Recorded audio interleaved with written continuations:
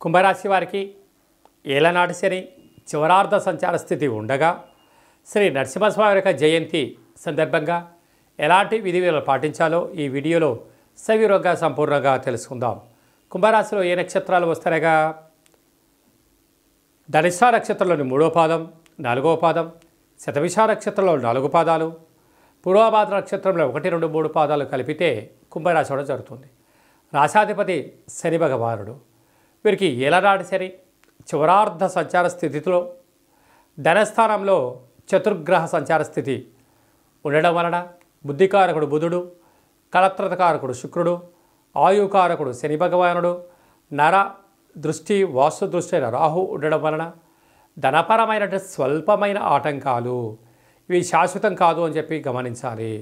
అలాగనే ఏడాది తర్వాత రవి తృతీయంలో సంచారం చేయడం వల్ల తల్లిదండ్రులతో గురువులతో సఖ్యతగా ఉండండి.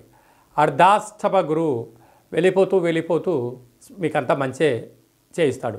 కనుక నరసింహస్వామి వారికి పసుపు రంగు కలిగినటువంటి పట్టు వస్త్రాలను సమర్పించడం, మన కింద చెప్పుకున్నటువంటి విధానంగా పాలలో నవధాన్యాలను వేసి బ్రాహ్మణుడికి దానం ఇవ్వడం కానీ, శివుడికి రుద్రాభిషేకం చేయడం కానీ, గోమాతకు పెట్టడం వలన విపరీతమైన రాజయోగం కుంభరాశి వారి సొంతం కాబోతుంది.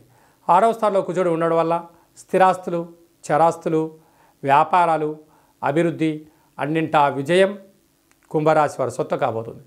అష్టమంలో కుజుడు ఉండడం, అష్టమంలో ఉండబడిన కేతు చివరార్ధ సంచార స్థితిలో ఉండడం వల్ల ఇలాంటి విషయాల్లో తొందరపాటు నిర్ణయాలు వద్దు.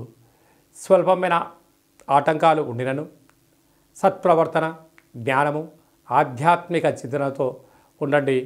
విపరీతమైన రాజయోగానికి అపార కుబేర సంపన్నులు కాబోతున్న కుంభరాశి వారికి ఓపిక పట్టుదల ఎంత అవసరమో ఇలాంటి కాల సమయంలో మౌనం కూడా అంతే అవసరం అని చెప్పి గమనించాలి.